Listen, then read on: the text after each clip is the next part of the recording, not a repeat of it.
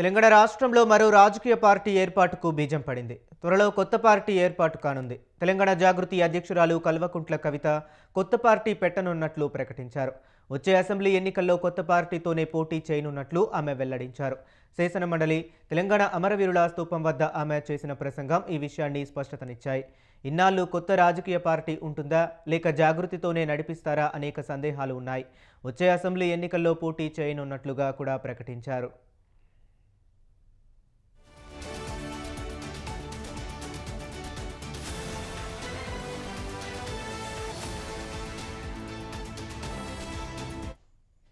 శాసనమండలిలో భావోద్వేగంతో ప్రసంగించిన పలు సంచలన విషయాలు వెల్లడించారు. తన భవిష్యత్తు కార్యాచరణ ప్రకటించే దిశగా నేడు జాగృతి అత్యవసర సమావేశాన్ని ఏర్పాటు చేశారు. ఈ సమావేశంలో ప్రధానంగా ఇటీవలే జరుగుతున్న పరిణామాలను వారికి వివరిస్తారు.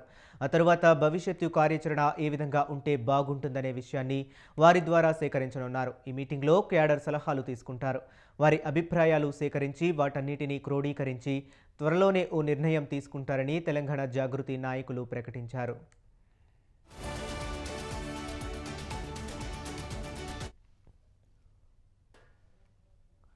ఇక ఇదే అంశం గురించి మరింత సమాచారాన్ని మా కరెస్పాండెంట్ సవీన్ ఫోన్ లైన్లో అందిస్తారు. సవీన్, చెప్పండి.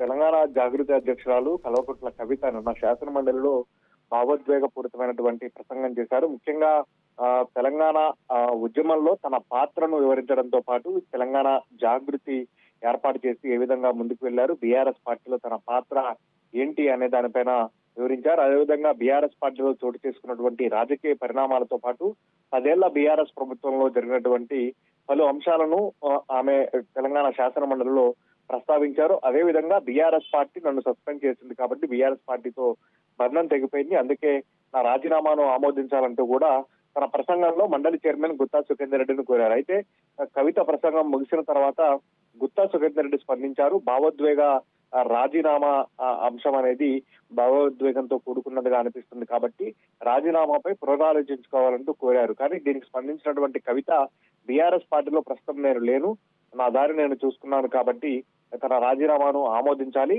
కొంత శాసన మండలిలో భావోద్వేగంతో మాట్లాడారని కాబట్టి మీకు భావోద్వేగంగా అనిపిస్తూ ఉండవచ్చు అంటూ మండలి చైర్మన్ ను కోరారు. దీంతో కవిత రాజీనామా ఆమోదించే అవకాశం ఉన్నట్లుగా పొలిటికల్ సర్కిల్స్ లో చర్చ జరుగుతోంది. మరోవైపు బీఆర్ఎస్ పార్టీకి రాజీనామా చేసిన తర్వాత ఆమె తెలంగాణ జాగృతి పక్షాన జాగృతి జనంబాట పేరుతో జిల్లాల పర్యటన చేస్తున్నారు. ఇక ఈ రోజు సిరిసిల్ల జిల్లాలో పర్యటించాల్సి ఉంది. కానీ ఈ రోజు నిన్న శాసన మండలిలో ప్రసంగం తర్వాత తన రాజీనామాను ఆమోదించాలని మండలి చైర్మన్ కలిసిన తర్వాత గన్ పార్క్ అమరవీరుల స్తూపం వద్దకు వెళ్లి అక్కడ నివాళులు అర్పించిన తర్వాత కవిత మాట్లాడారు. అంతకుముందు శాసన మండలిలోనూ ఇదే అంశాన్ని ప్రస్తావించారు. ప్రధానంగా ఇప్పుడు ఒక వ్యక్తిగా శాసన మండలి సభ్యత్వానికి రాజీనామా చేసి వెళ్తున్నాను, త్వరలో ఒక పొలిటికల్ సిస్టమ్ ను క్రియేట్ చేయబోతున్నాం, ఒక శక్తిగా అసెంబ్లీకి వస్తామంటూ కూడా ఆమె స్పష్టం చేశారు. అదేవిధంగా గన్ పార్క్ వద్ద మాట్లాడుతూ త్వరలోనే ఒక రాజకీయ పార్టీని స్థాపిస్తాము, 2029 అసెంబ్లీ ఎన్నికల్లో జాగృతి పార్టీ తరఫున ఖచ్చితంగా పోటీ చేస్తాము అనే దానిపైన కవిత స్పష్టతనిచ్చారు. ఇక పార్టీకి సంబంధించి పేరు, అదేవిధంగా జెండా, అజెండా అన్నిటికీ సంబంధించి పూర్తి స్థాయిలో క్లారిటీ రానప్పటికీ ఒక నూతన పార్టీ ఏర్పాటు చేసే దిశగా కవిత ముందుకు సాగుతున్నట్టుగా గత కొద్ది రోజులుగా చర్చ జరుగుతోంది. అందులో భాగంగానే ఈ రోజు తెలంగాణ జాగృతి విస్తృత స్థాయి సమావేశాన్ని ఏర్పాటు చేశారు. దీనికి సంబంధించి పార్టీ రాష్ట్ర కార్యవర్గ జాగృతి కార్యవర్గ సభ్యులతో పాటు అనుబంధ సంఘాల సభ్యులు సైతం హాజరు కావాలని కవిత సూచించారు. మధ్యాహ్నం 2 గంటలకు బంజారాహిల్స్ లో ఉన్నటువంటి జాగృతి కార్యాలయంలో ఈ సమావేశం ఉండబోతోంది. అదేవిధంగా భవిష్యత్తు కార్యాచరణ ఇప్పటికే శాసన మండలిలో ప్రసంగించారు. తన రాజీనామాను ఆమోదించాలని అంతకుముందు చైర్మన్ కు లేఖ పంపారు. ఆ తర్వాత ఇటీవల చివరిగా తనకు శాసన మండలిలో మాట్లాడే అవకాశం ఇచ్చి తన రాజీనామాను ఆమోదించాలని కోరారు. దీంతో నిన్న కవితకు శాసన మండలిలో మాట్లాడే అవకాశం కల్పించారు. కాబట్టి తాను ఎందుకు రాజీనామా చేయాల్సి వచ్చింది, బీఆర్ఎస్ పార్టీ ఎందుకు దూరం కావాల్సి వచ్చింది, బీఆర్ఎస్ పార్టీలో జరిగినటువంటి రాజకీయ పరిణామాలు, వీటన్నిటిపైన కవిత మాట్లాడారు. ఈ రోజు జాగృతి సమావేశంలో క్లారిటీ ఇచ్చే అవకాశం ఉంది. రాజకీయ పార్టీ పెడితే దానికి సంబంధించినటువంటి పార్టీ పేరు ప్రకటిస్తారా లేదా, లేకపోతే ఇంకొంత సమయం తీసుకొని దీనిపైన పూర్తి స్థాయిలో రాజకీయ పార్టీ పైన ఏర్పాటు పైన జెండా, అజెండా ఏ విధంగా ఉండాలి అనే దానిపైన కసరత్తులు చేసిన తర్వాతనే రాజకీయ పార్టీపై ఒక స్పష్టత ఇస్తారనేది కొంత క్లారిటీ రావాల్సి ఉంది. ప్రస్తుతానికైతే కవిత రాజకీయ పార్టీ పెట్టడం దాదాపు ఖాయమైపోయింది. ఆ పార్టీ ఏ విధంగా ఉండబోతోంది, ఇప్పుడు ప్రస్తుతం తెలంగాణ జాగృతి అనేది ఒక స్వచ్ఛంద సంస్థ. 2006లో తెలంగాణ ఉద్యమ సమయంలో కవిత ఈ సంస్థను స్థాపించారు. అప్పటి నుంచి ఒక స్వచ్ఛంద సంస్థగా తెలంగాణ సంస్కృతి సాంప్రదాయాలు అదేవిధంగా తెలంగాణ కల్చర్ ను ప్రజల్లోకి తీసుకువెళ్లే విధంగా ఈ జాగృతి సంస్థ పనిచేసింది. బీఆర్ఎస్ అధికారంలో ఉన్న సమయంలో కొంత జాగృతి యాక్టివిటీ తగ్గింది. తిరిగి కవిత ఎప్పుడైతే జైలుకి వెళ్లి వచ్చారో అప్పటి నుంచి తిరిగి మళ్ళా జాగృతి కార్యక్రమాలను పూర్తి స్థాయిలో యాక్టివేట్ చేశారు.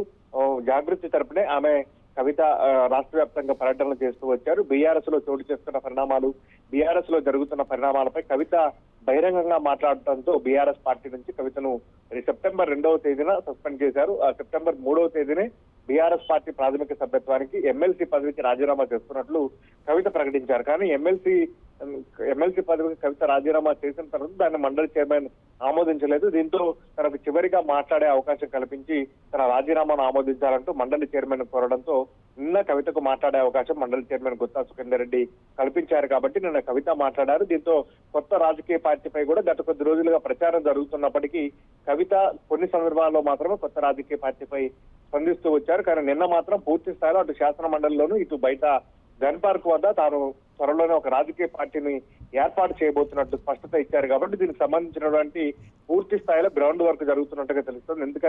ఎందుకంటే ఒక రాజకీయ పార్టీ స్థాపించాలంటే దానికి సంబంధించి పూర్తి స్థాయిలో కేంద్ర ఎన్నికల సంఘం వద్ద రిజిస్ట్రేషన్ కు సంబంధించినటువంటి వ్యవహారాలు ఉంటాయి. అదేవిధంగా పార్టీకి సంబంధించిన జెండాలో ఏ రకమైన కలర్స్ ఉండాలి, పార్టీకి సంబంధించిన ఎజెండా ఏ విధంగా ముందుకు రావాలి అనే దానిపైన పూర్తి స్థాయిలో కసరత్తు చేయాల్సి ఉంటుంది. కాబట్టి ఈ రోజు జాగృతి రాష్ట్ర విస్తృత స్థాయి కార్యవర్గ సమావేశంలో పార్టీ ఏర్పాటు చేయాల్సిన పరిస్థితులు, పార్టీ ఏర్పాటు చేస్తే ఎప్పుడు పార్టీ ప్రకటన ఉండబోతోంది, పార్టీ ఎజెండా ఏ విధంగా ఉండబోతుంది అనే దానిపైన చర్చ జరిగే అవకాశం మాత్రం కనిపిస్తోంది. Okay, right. Thank you సవేన్.